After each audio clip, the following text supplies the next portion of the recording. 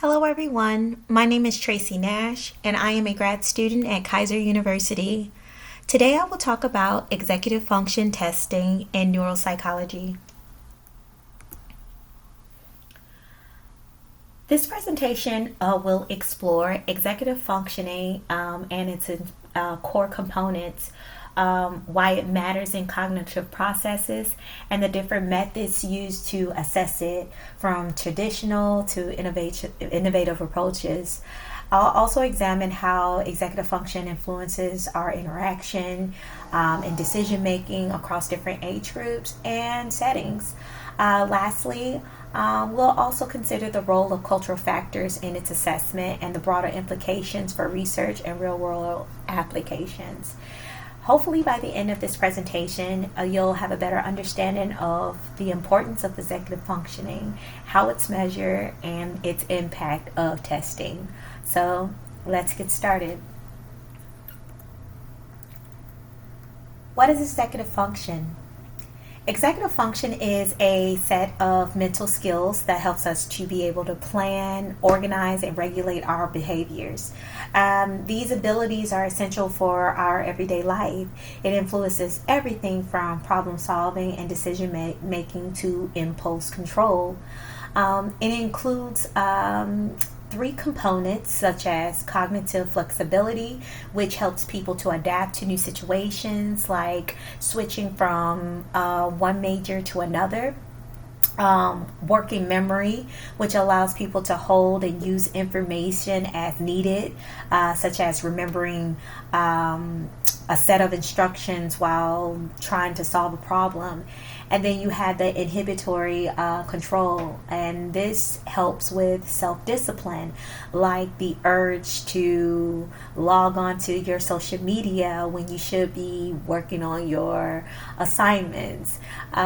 These skills controlled by the brain's frontal lobes are important for planning, decision making, and pretty much staying focused. So when I look at when I talk about the frontal lobes, I'm speaking more so of brain structure involved in executive functioning. As stated by authors Cohen and his colleagues in 2022, executive function can be defined as organizing, planning, cognitive flexibility, and inhibition of impulses and related activities associated with the frontal and prefrontal lobes of the brain, which are the prefrontal cortex, in other words. This is the center of the brain that is responsible for like planning and decision making. As stated by Diamond, it's also responsible for impulse and control.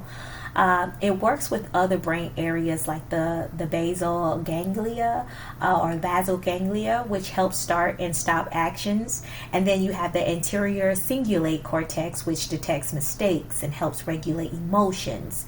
And then there's the cerebellum, which plays a role in coordinating movements and managing time, making tasks like playing sports or multitasking easy, as stated by Ardelia in 2018. Now, when these areas don't work properly together, people may struggle with focus, like self-control or emotional regulation. These are common conditions like ADHD or brain injuries. Scientists continue to study these brain regions to create better treatments for people with executive function difficulties.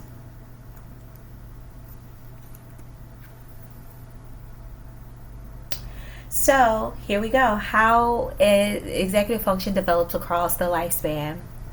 Well, executive functions develop over time and can decline with age, as stated by Diamond in 2013.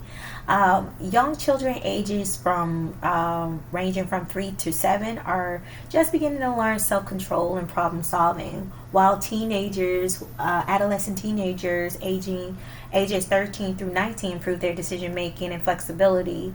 Adults, however, ages 20 through 60, have fully developed executive functioning skills, helping them to manage responsibilities like work and family.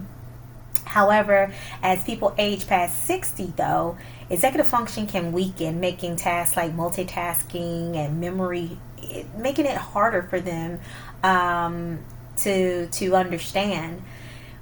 Understanding how executive functions changes over time allows doctors, teachers, and caregivers to create better support and interventions for different age groups, as stated by Faria and colleagues in 2015.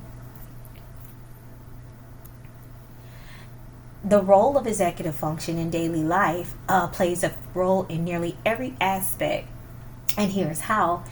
Executive function are important for learning because they help people, like students, children, and people focus on how to solve problems and manage their time effectively.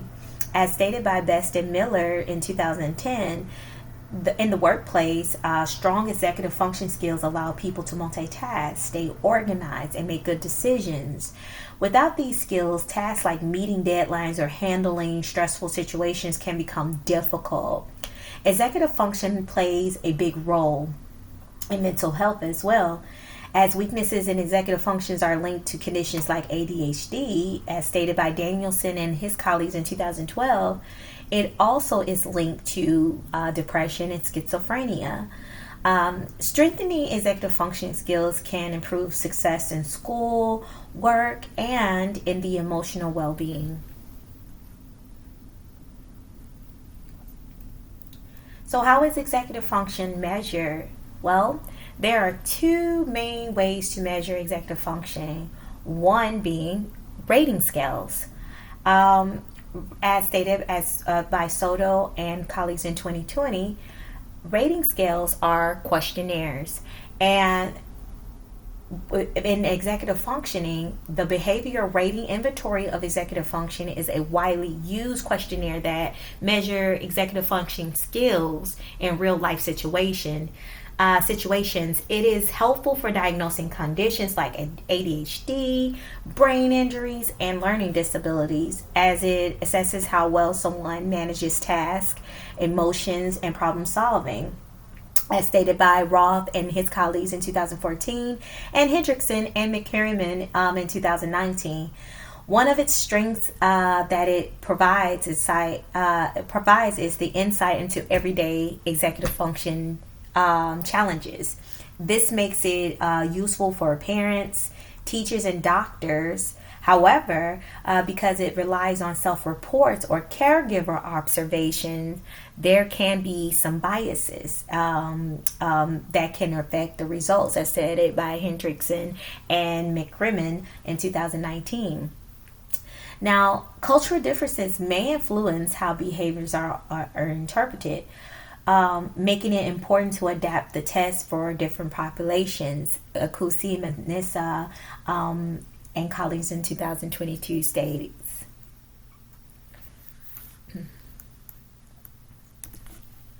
Now, the second measuring tool that's used for testing executive function is performance-based tests, such as Stroop tests. The Stroop test measures how well someone can control their attention and ignore distractions like reading the color of a word instead of the word itself. There's the Wisconsin card sorting test, which I found very interesting. This test is a person's ability to think, flexibility, and solve problems by changing sorting rules, as stated by Cohen and colleagues in 2022. The trail making test checks how quickly and accurately someone can switch between tasks and testing their memory and processing speed. And then you have the Tower of London test.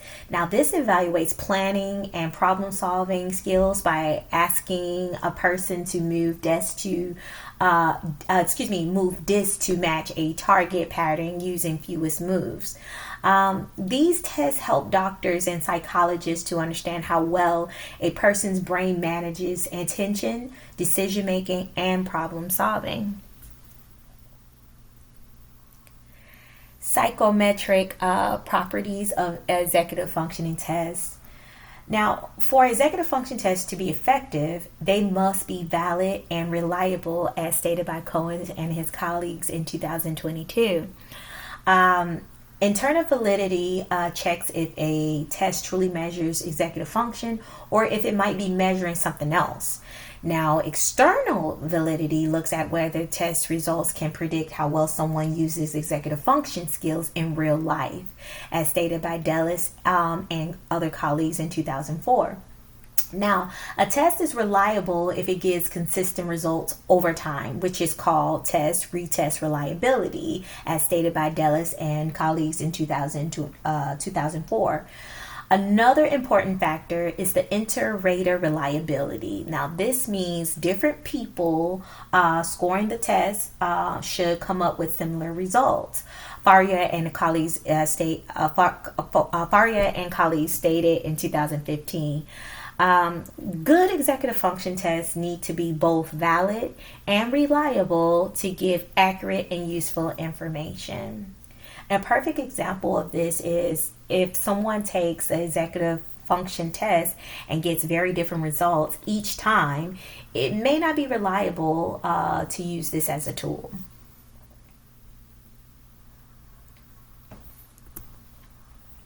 Cultural bias in executive function testing.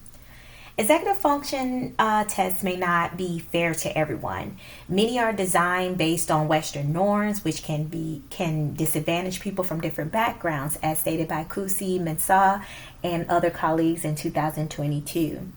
Language barriers can make executive function tests unfair because some people may struggle with verbal tasks if they are not fluent in the test language. Different cultures also have unique views on self-control and behavior, which can affect how people perform on these tests. One solution is to create adapted norms that consider cultural differences, making the test more accurate for different populations. And then there's another way too. Another way to reduce bias is by nonverbal executive function tests, which focus on problem solving and memory rather than language skills. These changes can help make executive function testing fairer for everyone to participate in, no matter what their background is. Applications of executive function testing. Now, in this slide, I wanted to discuss the importance of executive functioning in schools because here's where students with weak executive functioning skills may struggle with focus, organization, and completing assignments, as stated by Danielson and other colleagues in 2012. In the criminal justice system, poor executive function is linked to impulsive behavior, which can lead to risky decisions and legal trouble as well, as stated by Diamond in 2013. Many incarcerated individuals have executive function deficits, making it harder for them to control their actions and plan for the future because executive function affects behavior and decision making. Public policies should focus on improving executive function skills through education and rehabilitation programs, as stated by Arthur Diamond in 2013. Strengthening executive functioning skills can help people succeed in school, avoid crime, and possibly make better life choices.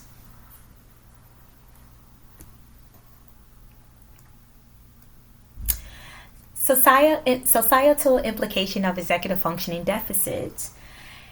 Executive function deficits play a significant role in various aspects of society, particularly in education, the criminal justice system, and public policy as well.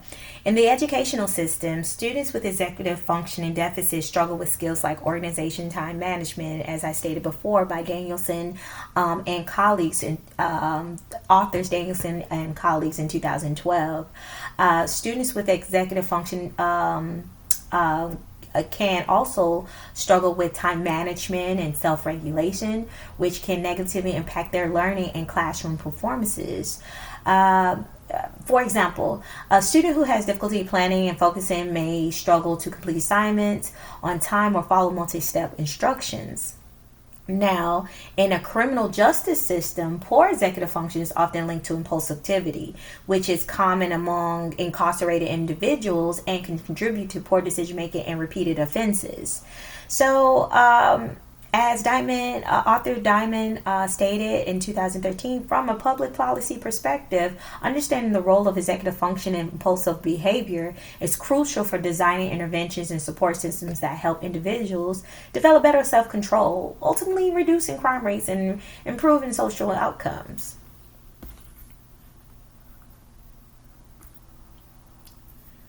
Executive function and emotional regulation. Weak inhibitory control can make it hard for people to manage their emotions, leading to impulsive reactions like anxiety and trouble with handling stress, as Henderson and McCrimmon and authors Hendricksons and McCrimmon, authors Hendrickson and McCrimmon in 2019 stated. Children with ADHD often have difficulty controlling their emotions, which can result in sudden outbursts or frustration. Since executive function helps with self regulation, improving these skills can lead to better emotional control. Cognitive behavioral therapy teaches strategies to manage those type of emotions and thoughts, while mindfulness practices help people stay calm and focused. Using these techniques, individuals can strengthen their executive functioning skills and handle emotions in a healthier way. So, some key takeaways from this presentations would be is that executive functions are important because they help people control their thoughts, emotions, and actions. Testing executive function is complicated, but necessary for doctors, teachers, and researchers to understand how the brain manage focus, decision making, and problem solving. These tests are especially useful in diagnosing conditions like ADHD, brain injuries, and dementia. However, many executive functions tests may not be fair for everyone because cultural differences can affect how people perform. To make testing more accurate and fair, researchers need to adapt executive function assessments to consider language background and diverse ways of thinking.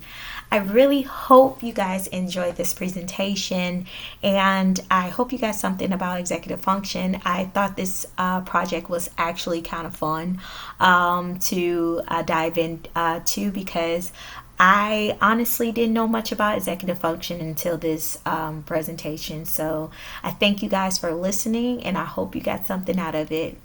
Have a good one.